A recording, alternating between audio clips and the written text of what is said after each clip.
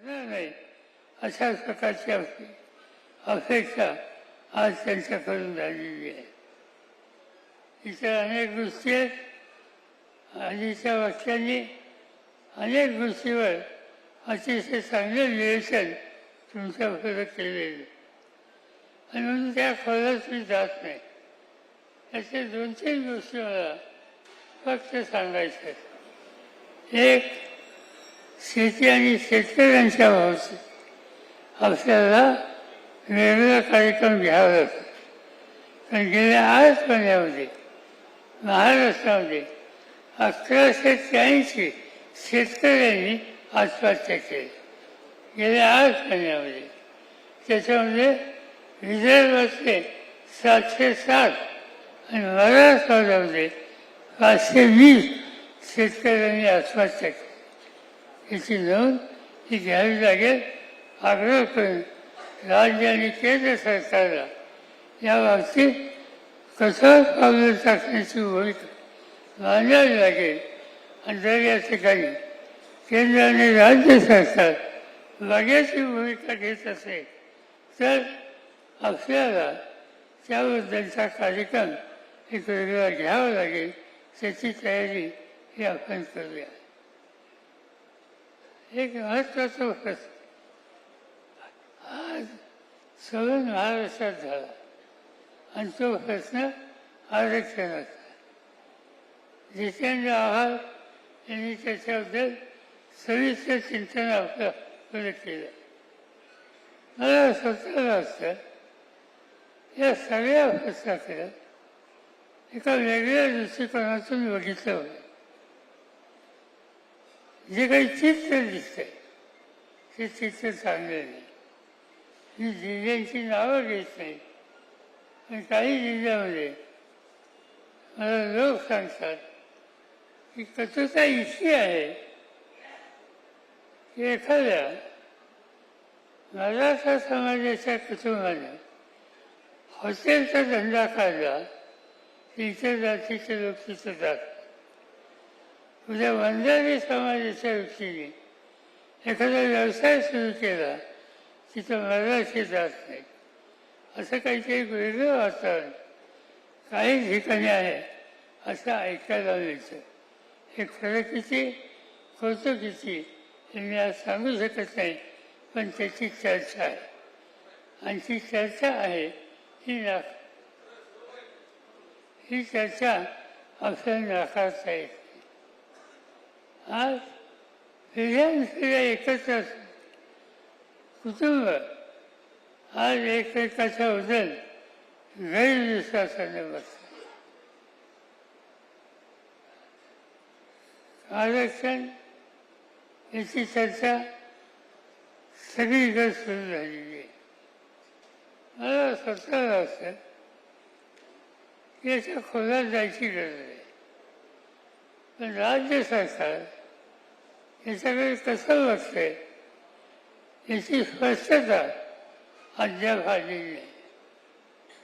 त्याला जाहीर केलं की हैदराबादचं गॅजेट यावर आधारित निर्णय घ्यावा. मी हैदराबादचं गॅजेट शब्द 2दा वाचलं. हैदराबादच्या गॅजेटमध्ये काय लिहिलेलं आहे? त्यांनी काही गोष्टी सवलती दिल्यात, पण आरक्षणाच्या संदर्भात सवलती असते त्या नुसत्या शेतकऱ्यांच्या पुतळ्या आहेत असं नाही. विजयांची हा जो वर्ग आहे त्याच्यासाठी एक वेगळं धोरण त्याच्यात आहे. विजयांचे आणि बंजारा हैदराबादच्या गॅजेटप्रमाणे यांना आदिवासीचं स्थान दिलेलं आहे. आज महाराष्ट्रामध्ये त्या संबंधीची मागणी बंजारा समाजातून विजयंतीमधून सुरू झालेली आहे. आणि दुसऱ्या बाजूला आदिवासी समाजात त्यांचं शिक्षण मलाही मिळतं आणि त्यांची भूमिका काही झालं तर चालेल आदिवासीच्या कोट्यात हात घालू नका. याचा अर्थ राज्य सरकार निर्णय असे घेतात की त्यांनी कर्तृत्ववादी समाजामध्ये विभागणी होईल आणि नेमकी ते स्थितीत आज या ठिकाणी दिसते. आज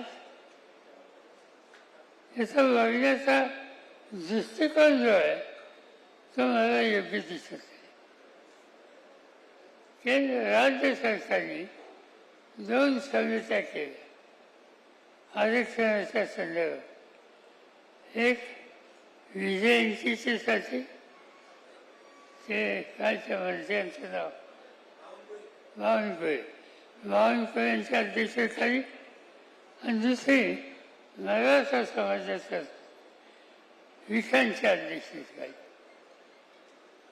त्या कमिटी त्याचं कॉम्पोजिशन आपण जर बघितलं तर बावनकुळेंच्या कमिटीमध्ये आता ओबीसी सोडून दुसऱ्या समाजाचा एकही सभासद नाही.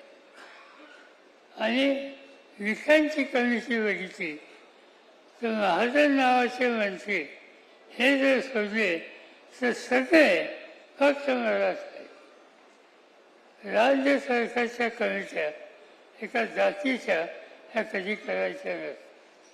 तिथे सगळ्या जातीचे आणि विशेषतः प्रश्न तिथे असतील त्या घटकांना सहभागी करून त्यांच्याशी सुसंवाद करण्याच्या संबंधीची ही स्थिती करायची.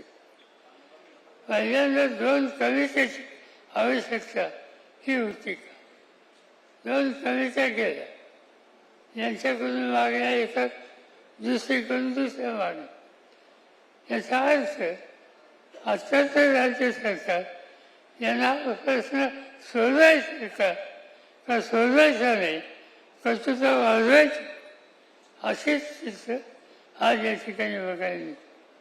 आणि म्हणून हा प्रश्न योग्य पद्धतीने हाताळला नाही तर महाराष्ट्रातल्या मी काल एका ठिकाणी सांगितलं की महाराष्ट्राची सामाजिक विहीण ही उसवायला लागलेली आहे आणि हे अत्यंत धोक्याचे. राष्ट्रवादी काँग्रेस पक्ष तुम्ही मी सगळ्यांनी हे आव्हान स्वीकारलं होतं. काय राजकीय किंमत द्यावी लागेल, काय त्याची चिंता करू नका, पण सामाजिक ऐक्य याच्या बाबतीत जो नाही त्या सगळ्या घटकांचे आपण सगळ्यांनी एकत्र येऊन लोकांचा आत्मविश्वास वाढवला, कर्तृत्व कमी केली आणि प्रश्नाची सोडवणूक सहजपणाने कशी करता येईल यासाठी जो काही हातभार लावता येईल तो लावला पाहिजे. आणि त्या दृष्टीनं मला असं वाटतं एक मोठं आव्हान आपल्या सगळ्यांच्यासोबत आज या ठिकाणी आली. आपल्या सहकार्यांनी या प्रश्नामध्ये अतिशय काळजीपूर्वक बाहेर बोललो. आपल्याचे काही लोक बोलतात. काल अतिशय चांगली मांडणी या ठिकाणी जितेंद्र आव्हाडांनी केली. पण ती मांडणी करत असताना 2-3 वेळा त्यांनी प्रश्न सोनवणेंना विचारले. मला असं वाटतं तसा प्रश्न विचारण्याची आवश्यकता नव्हती. कारण कुणी सोनवणे असोत नाही तर बाकीचे असोत राष्ट्रवादीचा प्रत्येक सहकारी या सामाजिक ऐक्याच्या प्रश्नाच्या बाबतीत एकत्र आहे. आत्मविश्वासाने पुढे त्याच्या बाबतीत तरतूद करायची नाही या भूमिकेने काम करतोय आणि त्याच्यात आपल्यामध्ये ऐक्यता असली पाहिजे हे मुद्दाम आज मी या ठिकाणी सांगू इच्छितो. आज आणखी काही गोष्टीच्या संबंधी बोलायच्याबद्दल मी आपला अधिक वेळ घेऊ इच्छित नाही. मला असं वाटतं की पक्ष हा कसा मजबूत करता येईल. शशिकांत शिंदे असोत, तुम्हाला सगळ्यांचं भाषण ऐकताना एक गोष्ट मला ठीक वाटली नाही.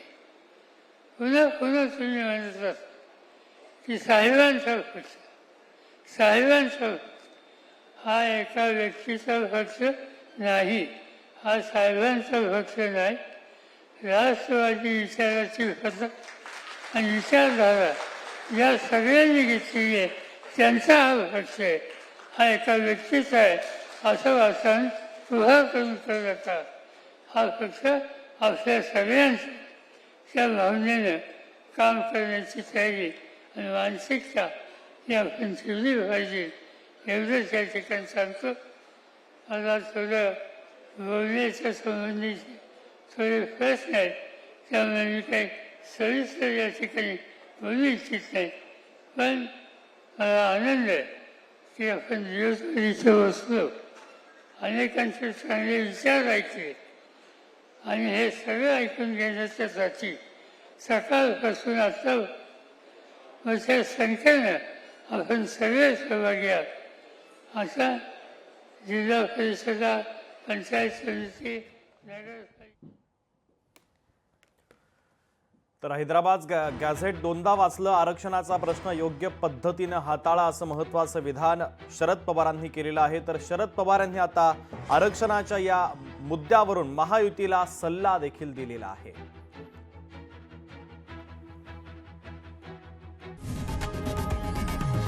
लोकशाही मराठी ऐका, पहा, जागरूक रहा.